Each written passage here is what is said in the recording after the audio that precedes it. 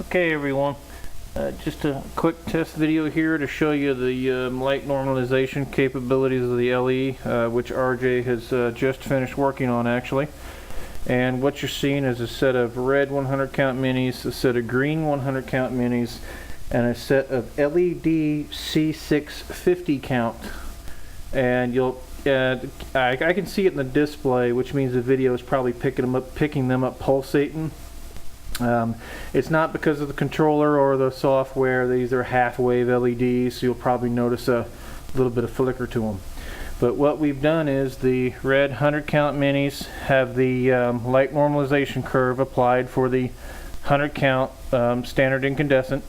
Greens have been left alone. They're the standard default curve that comes with the LE controller, and the LEDs have been set up with their custom curve.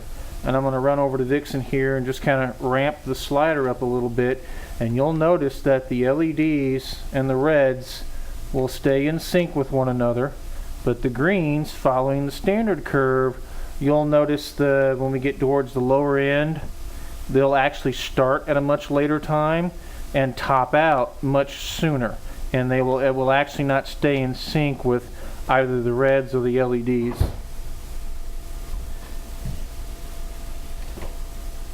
And I'm ramping them down right now.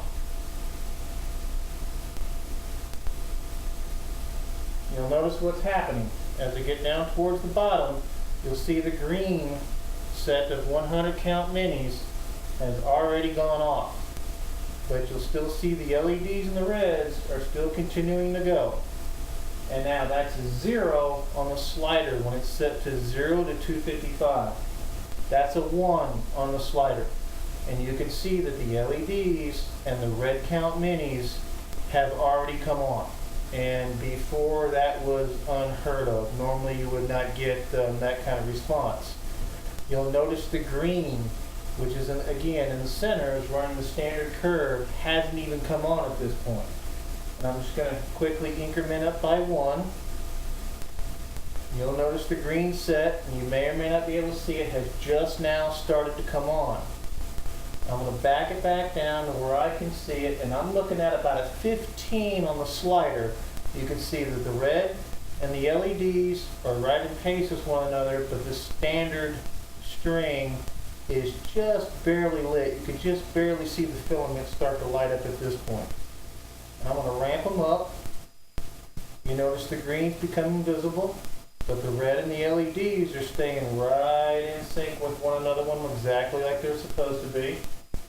I'm now up at the top, and I'm going to ramp them back down. You'll notice the green's out already, and once again, the red and the LEDs staying in sync, and the green is just now visible. And that's just to give you a rough idea that this software is working. It's doing exactly what it's supposed to do.